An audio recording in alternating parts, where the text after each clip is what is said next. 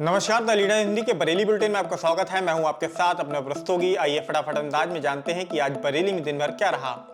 नसीमा ने की घर वापसी, शुद्धिकरण के बाद महेश से किया विवाह। बिहार में पूर्णिया की रहने वाली नसीमा खातून ने हिंदू धर्म में घर वापसी कर ली और मीनाक्षी शर्मा बन गई। वो 1.5 साल की बच्ची के साथ केवलड़िया थाने के गांव साहबगंज करुआ दलेल नगर में प्रेमी महेश शर्मा के पास पहुंची।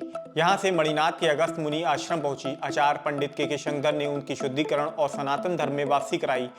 फिर महेश शर्मा के साथ हिंदू रीति रिवाज के साथ उनका विवाह कराया।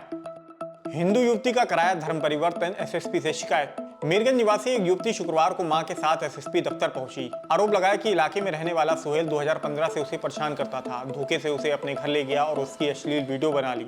फिर उसे ब्लैकमेल करने लगा। बीते 30 दिसंबर को डरा धमका कर अपने साथ ले गया।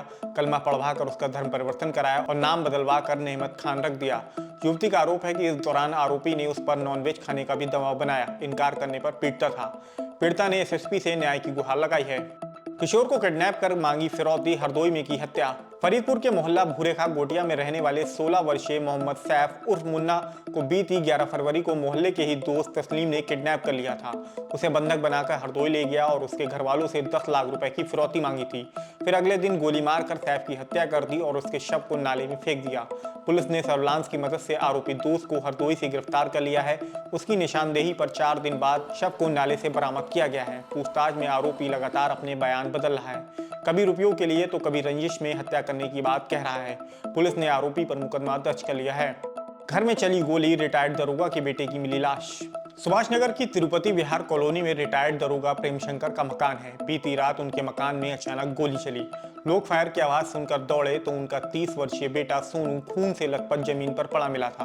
परिजन उसे अस्पताल ले गए, लेकिन रास्ते में उसकी मौत हो गई। प्रेम शंकर ने बताया कि सोनू कंप्यूटर हार्डवेयर इंजीनियर था। उसके फेफड़े में कैंसर था। इससे परेशान होकर उसने अपनी जान दे दी।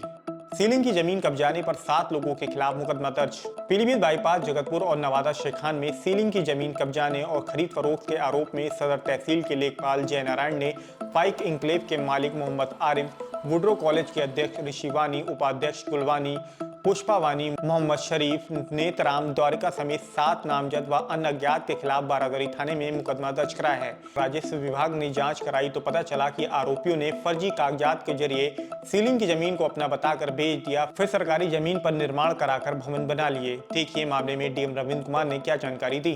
देखिए, राज्य सरकार विशेष करके माननीय मुख्यमंत्री जी सरकारी ज़मीन की सुरक्षा के बारे में निर्देश देते आ रहे हैं और उसी के अनुपालन में जिला प्रशासन का ये कर्तव्य है कि कोई भी सरकारी ज़मीन हो उसको अगर कोई भी भूमाफिया फर्जी तरीके से बेचते हैं तो उनके खिलाफ कार्रवाई की जाए। एक प्रकरण हमारे सामने आया था जो थाना बरादरी का है।